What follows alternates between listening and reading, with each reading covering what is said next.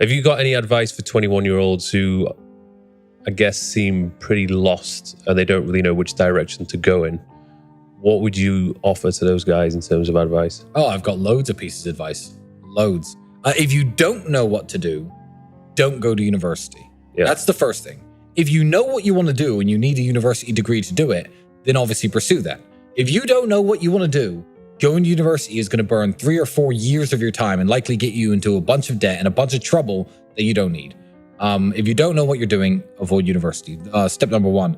2, don't waste time on frivolous pursuits. Stop trying to live like the man unless you've actually become the man first. Don't chase women too much. Don't chase having fun too much. Don't chase clout too much.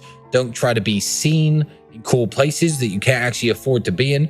You know, Dubai is actually a very interesting example of this. I'm going to go off on a bit of a tangent here, but that's all good advice. It's simple. Dubai is a very good example of this because Dubai is a place where people can look like they're doing something big when they're doing absolutely nothing at all. Mm-hmm. There are hotels in Dubai, like the hotels I stay at, that are 1, 2, 3 grand a day, 10 grand a day. They do exist. And there are also hotels in Dubai up near the old town where, you know, the laborers and the workers stay that cost $35, $40, $50 a day. That does happen. You could fly to Dubai, and people do this. Men do this with no money because men don't have the ability to just, you know, hit dating apps in Dubai and live the good life. They come to Dubai with their friends. They have no money in their pockets. They have a nice shirt that they'll wear, fine. And they'll take a taxi from their really cheap hotel down to downtown, picture in front of the Burj Khalifa, click, picture in front of a Lamborghini, click. Now they're a guy with a picture in front of a Lamborghini in Dubai. They're a guy who hangs out in Dubai now. He's at the Burj Khalifa. He makes less than $1,000 a month, probably. You know, people do this. They literally clout chase based on location. And that is the biggest waste of time that I've ever heard of. You know, go on a vacation within your budget and have fun with your friends, by all means, and take your mind off trying to be somebody. But yeah, people pretend too hard today. And the effort it takes to pretend short term will make you look richer or cooler or more successful than you are. But if you take all the time that you spend pretending and actually invest it into trying to become what you're pretending to be, you'll get there. A lot of people, including my brother, who say that reading books is largely a waste of time. I used to have time to waste. Books are entertainment. People read and they think that reading is going to make them rich or make them successful. I feel like reading is putting your brain on pause. You know, you might be entertained for a while, but I just feel like it's a higher form of Netflix to me, you know? And even, you know, success books, you know, I saw a copy of Rich Dad, Poor Dad somewhere here in your apartment. Yeah. I'm not saying that reading that isn't entertaining. I mean, there's a movie called The Pursuit of Happiness about, you know, I don't know if you've seen a Will Smith movie where he gets successful and stuff, but it's still not going to make you rich. You were already who you were before you bought that book. I know that book isn't that old. But if you're young and you're broke and you don't have anything in life, I don't feel like these success-based, what I would call success porn books, these, you know, alter your mindset, alter your life kind of books are going to benefit you massively. I've read loads of books, but I read for entertainment. And then again, people think reading makes you smarter. I agree. And then they think smarter makes you richer. And I disagree. Mm-hmm. So again, some of the smartest people in the world are flat broke, working in some university somewhere, explaining, you know, physics theories to a bunch of kids who've paid their tuition fees. Some of and they're broke. So no, smart doesn't necessarily equal rich. So don't think reading equals smart, smart equals rich. I would avoid books, actually, if I was trying to make something of myself and trying to make money. I would avoid books besides maybe half an hour before going to sleep. So I ran a business with my brother that failed before I was 21 years old.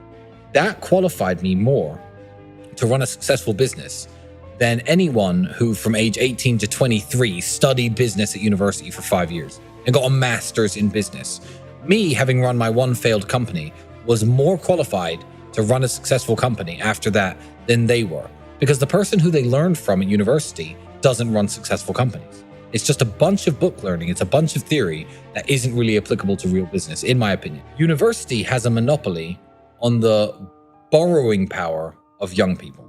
The financial borrowing power that I have as a multimillionaire is huge. Young people have none. If you're 18, 19, and you try to get a loan, you can't get one. University has a monopoly on this. So if you're in the United Kingdom, and this is very, very sad, and you are 18 years of age, and you go to a bank, with a great plan. You say, I am going to start a business. My name's Tristan Tate. I'm 18 years old. The bank's already not interested. But let's say they even heard you out and you had a nice, solid business plan. It said, I need £30,000. I'm going to start this business. It's going to become a successful company in my town. Eventually, I'm going to expand to London. I'm going to be a millionaire by the time I'm 25. This is my business plan. Can I have £30,000? No. It will be no 100% of the time. If you're an 18-year-old kid and you say, hey, I want to be a pilot. I don't want to join the military and fight your bullshit wars that you want us all to fight to get a pilot's license. Plus, a lot of pilots, they want you to go to university first nowadays. But regardless, I want to be a pilot. Can I borrow £30,000? I need this many hours of flying time at this airfield on these aircraft. If I complete all these various hours, I'll have a pilot's license by the time I'm 21. Then I want to apply to work for airlines. Can I borrow some money, Mr. Banker? No. Hi, I don't really know what I want to do with life. I'm 18. Don't really know what I want to do. So I'm going to study business, economics. Oh, here's your check for 60 grand, 70 grand. Ching, ching. Here you go. Enjoy paying it back one day. They have a monopoly on the borrowing power of young people. And I don't believe that if the battlefield was fair and amounts of money were offered for things like pilots licenses, for things like business ideas, startups, I feel like if the borrowing power of young people was not concentrated and monopolized by university, young people could flourish so much better and so much more. Mm-hmm. But it is, which is why I'm going to plug very quickly the Real World, the educational platform myself and my brother have. We have 18 millionaires teaching 18 different modern ways of wealth creation. And the subscribe, it's $149 a month to join, but $49 a month after that to stay inside. $49. Everyone makes $49. And now you have 18 actual millionaires giving you lessons and telling you how to make money. Before you want to go to university, if you don't know what you're doing, go to the faculty car park. Go to the parking lot of your university where the teachers park and look what they're driving. You won't see one car that you'll ever want. Ever. So these are the people who are teaching you. These are the people who you're listening to.